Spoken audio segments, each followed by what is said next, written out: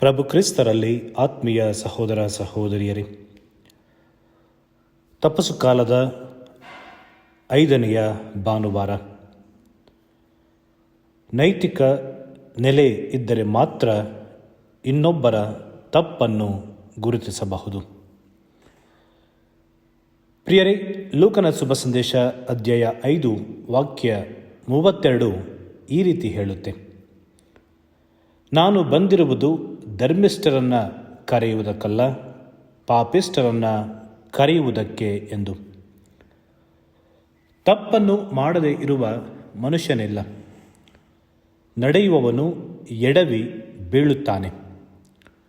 ತಪ್ಪು ಮಾಡುವುದು ಅಪರಾಧವಲ್ಲ, ಆದರೆ ಆ ತಪ್ಪಿನಿಂದ ಹೊರಬರದೆ ಇರುವುದು ಮಾತ್ರ ಅಪರಾಧ. ಕೆಟ್ಟವರೆನ್ನುವ ಜನರಲ್ಲಿಯೂ ಒಳ್ಳೆಯತನ ಇರುವುದು ಎಷ್ಟು ಸತ್ಯವೋ, ಒಳ್ಳೆಯವರಲ್ಲಿಯೂ ಕೆಟ್ಟತನ ಇರುವುದು ಅಷ್ಟೇ ಸತ್ಯ. ಇನ್ನೊಬ್ಬರ ತಪ್ಪುಗಳನ್ನು ಗುರುತಿಸುವ ಮೊದಲು ತನ್ನ ತಪ್ಪುಗಳನ್ನು ನೋಡಿಕೊಳ್ಳಬೇಕು. ಇನ್ನೊಬ್ಬರಲ್ಲಿ ಅಸಹ್ಯವಾಗಿ ಕಾಣುವ ತಪ್ಪುಗಳು ನಮ್ಮಲ್ಲಿ ಕಾಣಿಸಿಕೊಳ್ಳದಂತೆ ನೋಡಿಕೊಳ್ಳಬೇಕು. ಪರರನ್ನು ದೂಷಿಸುವ ಮೊದಲು ನಮ್ಮ ನೈತಿಕತೆಯ ಪರೀಕ್ಷೆಯಾಗಬೇಕು.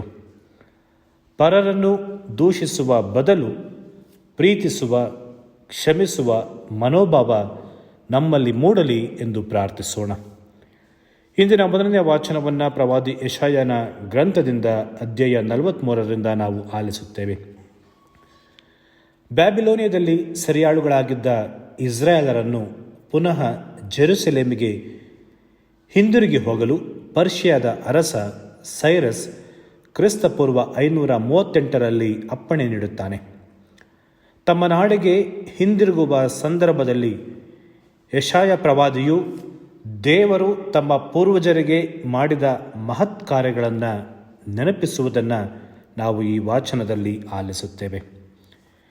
2ನೆಯ ವಾಚನವನ್ನು ಸಂತ ಪೌಲರು ಫಿಲಿಪಿಯರಿಗೆ ಬರೆದ ಪತ್ರದಿಂದ ಅಧ್ಯಾಯ 3 ಆಲಿಸುತ್ತೇವೆ.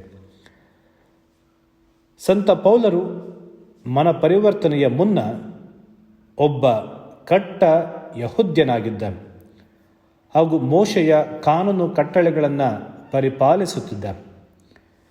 ಧರ್ಮಶಾಸ್ತ್ರ ಪಾಲನೆಗಿಂತ ಮನ ಪರಿವರ್ತನೆ ಮಾತ್ರ ದೇವರೊಂದಿಗೆ ಸತ್ಸಂಬಂಧ ತರಲು ಸಾಧ್ಯ ಎಂಬ ಪೌಲನ ಗ್ರಹಿಕೆಯನ್ನು ಈ ವಾಚನದಲ್ಲಿ ನಾವು ಆಲಿಸುತ್ತೇವೆ.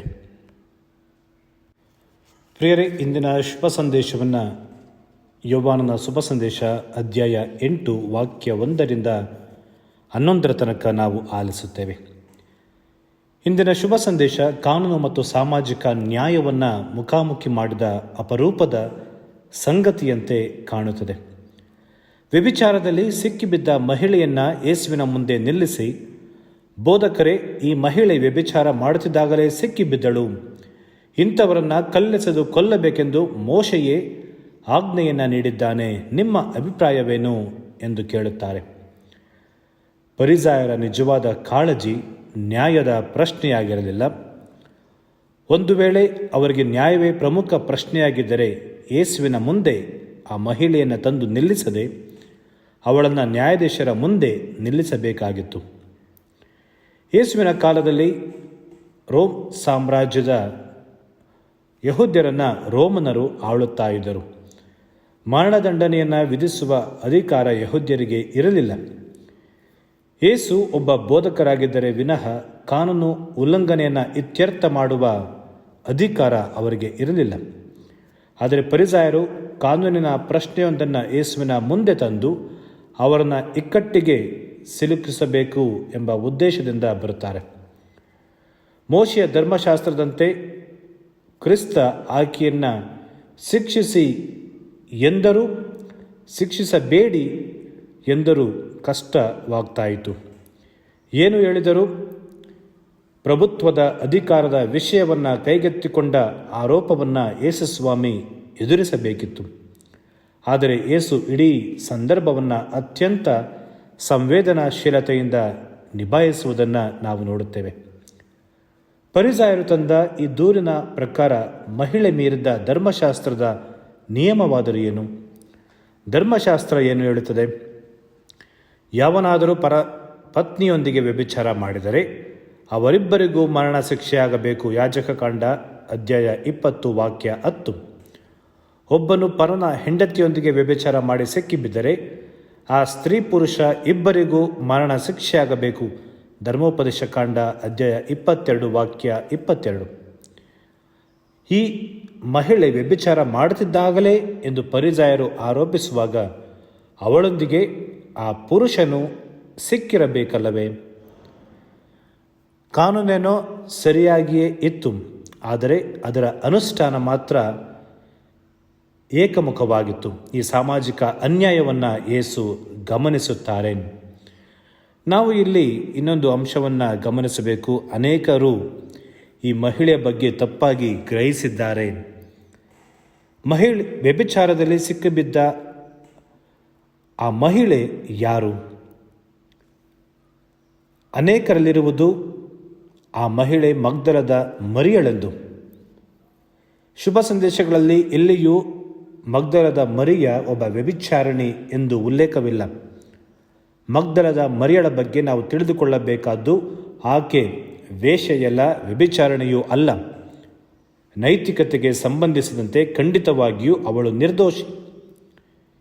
ಯೇಸು ಸ್ವಾಮಿ 7 ದೆವ್ವಗಳನ್ನು ಅವಳಿಂದ ಬಿಡಿಸುತ್ತಾರೆ. ಲೂಕನ ಶುಭ ಸಂದೇಶ ಅಧ್ಯಾಯ 8 ವಾಕ್ಯ 2. ಮಗ್ದಲದ ಮರಿಯಳು ಕುಲೀನ ಹೆಂಗಸು ಎಂದು ಆಕೆಯ ಪರಿಸರದಿಂದ ನಮಗೆ ತಿಳಿದು ಬರುತ್ತೆ.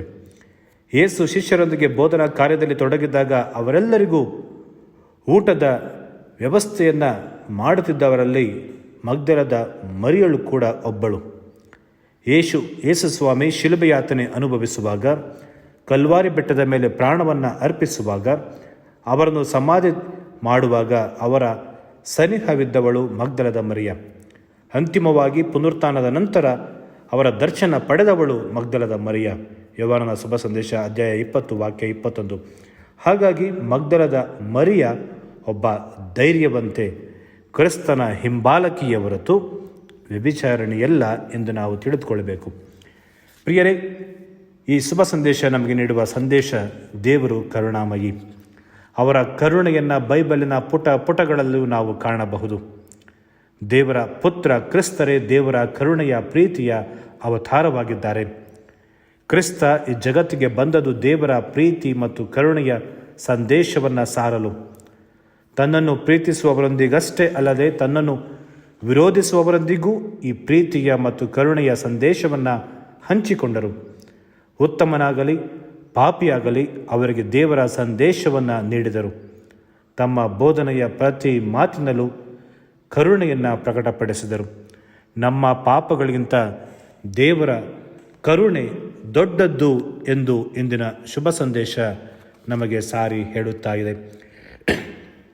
ಪ್ರಿಯರೇ, ಯೇಸು ಈ ಘಟನೆಯಿಂದ ನೀಡುವ ಸಂದೇಶವೇನೆಂದರೆ, ಪರರನ್ನು ದೂಷಿಸುವ ಮೊದಲು ನಮ್ಮ ನೈತಿಕತೆಯ ಪರೀಕ್ಷೆಯಾಗಬೇಕು. ತಪ್ಪನ್ನು ಖಂಡಿಸಬೇಕು, ಆದರೆ ಅದು ಅಮಾನುಷವಾಗಿಯಲ್ಲ, ಮಾನವೀಯತೆಯ ನೆಲೆಗಟ್ಟಿನಲ್ಲಿ. ತಪ್ಪಿತಸ್ಥರನ್ನು ತಿದ್ದಲು ಶಿಕ್ಷೆ ಬೇಕಾಗಿಲ್ಲ. ದಯೆ, ಪ್ರೀತಿ, ಕ್ಷಮೆಯಿಂದಲೂ ನಾವು ಅವರನ್ನು ತಿದ್ದಬಹುದು. ಜೀವನದಲ್ಲಿ ಕರುಣೆ, ಮಾನವತೆ ಇದ್ದರೆ ಜಗತ್ತಿನಲ್ಲಿನ ಮುಕ್ಕಾಲು ಪಾಲು ನೋವು, ನರಳಿಕೆ, ಸಮಸ್ಯೆ ನಿರ್ನಾಮವಾಗುತ್ತಿದ್ದವು. ದಯೆ ಮತ್ತು ಅಂತಃಕರಣ ಎಂತಹ ಮನುಷ್ಯನನ್ನಾದರೂ ಬದಲಿಸಬಹುದು. ಯೇಸುವಿನ ಈ ಸಂದೇಶವನ್ನು ಪಾಲಿಸಲು ಈ ತಪಸ್ಸು ಕಾಲದಲ್ಲಿ ನಮಗೆ ಶಕ್ತಿಯನ್ನು ಭಗವಂತ ಕರುಣಿಸಲಿ ಎಂದು ಪ್ರಾರ್ಥಿಸೋಣ. ಆಮೆನ್.